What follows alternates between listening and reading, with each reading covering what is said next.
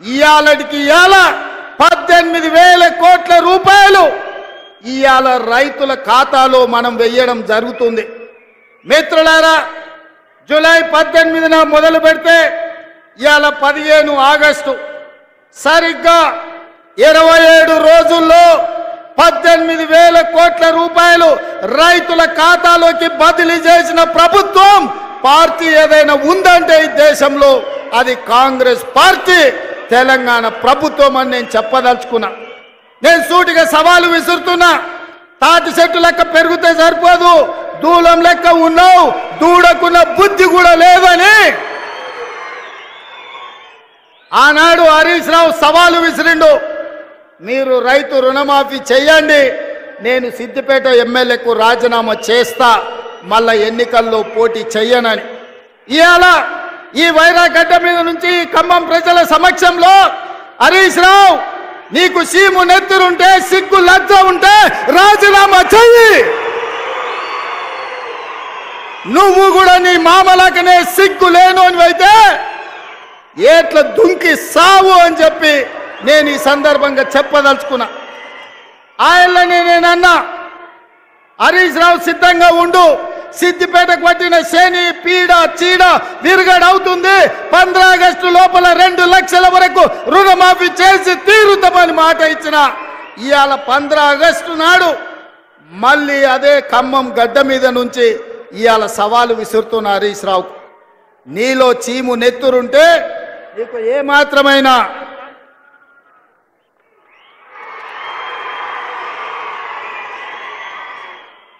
ఏమాత్రమైనా సిగ్గు శరం ఉంటే రాజీనామా చెయ్యి.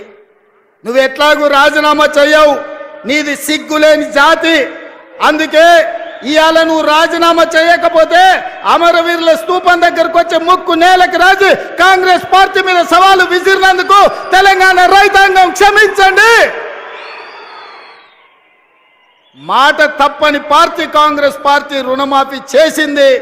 నేను విసిరిన సవాల్ను వెనక్కి తీసుకుంటున్నానని తెలంగాణ రైతాంగానికి క్షమాపణ చెప్పు.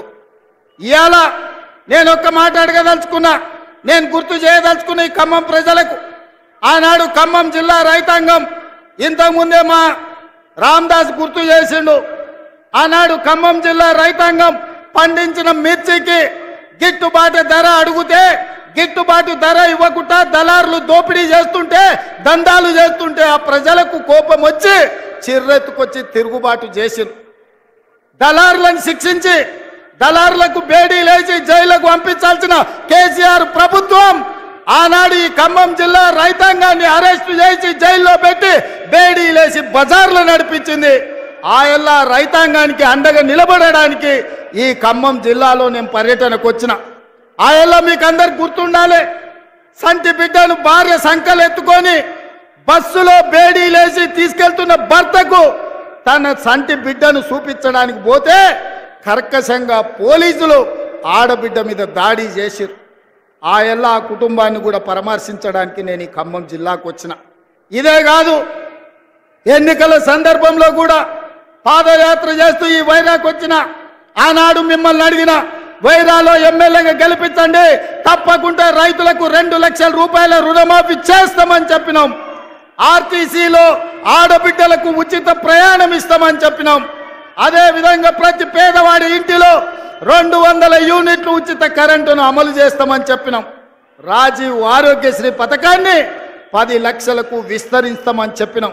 ఇదే కాదు, పేదవాడి ఆత్మ గౌరవమైన ఆనాడు డాక్టర్ వైఎస్ రాజశేఖర రెడ్డి గారు ఉన్నప్పుడు ప్రతి పేదవాడికి ఇందిరమ్మ ఇల్లు ఇచ్చి గ్రామాలలో, గూడాలలో, తండల్లో ప్రతి దళితుడు, గిరిజనుడు ఆత్మ గౌరవంతో బ్రతికే విధంగా ఆనాడు ఇందిరమ్మ ఇల్లు ఇస్తే డబుల్ బెడ్రూమ్ ఇల్లు ఇస్తా అని తెలంగాణ సమాజాన్ని, ముఖ్యంగా దళితులను, గిరిజనులను కేసీఆర్ మోసం చేసిండు.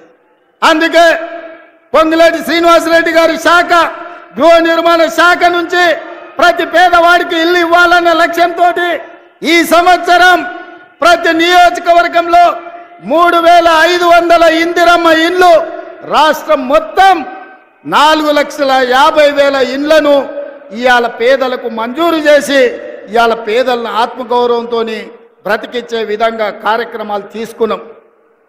ఇన్ని కార్యక్రమాలు సెప్టెంబర్ 17, 2023 నాడు రాజీవ్ గాంధీ ప్రాంగణం తుక్కుగూడలో సోనియా గాంధీ గారు 6 గ్యారెంటీలను తెలంగాణకు ఇస్తే ఆ గ్యారెంటీలను అమలు చేసే ప్రయత్నం నిరంతరం నా మంత్రివర్గ సహచరులతోని మేము కష్టపడుతున్నాం.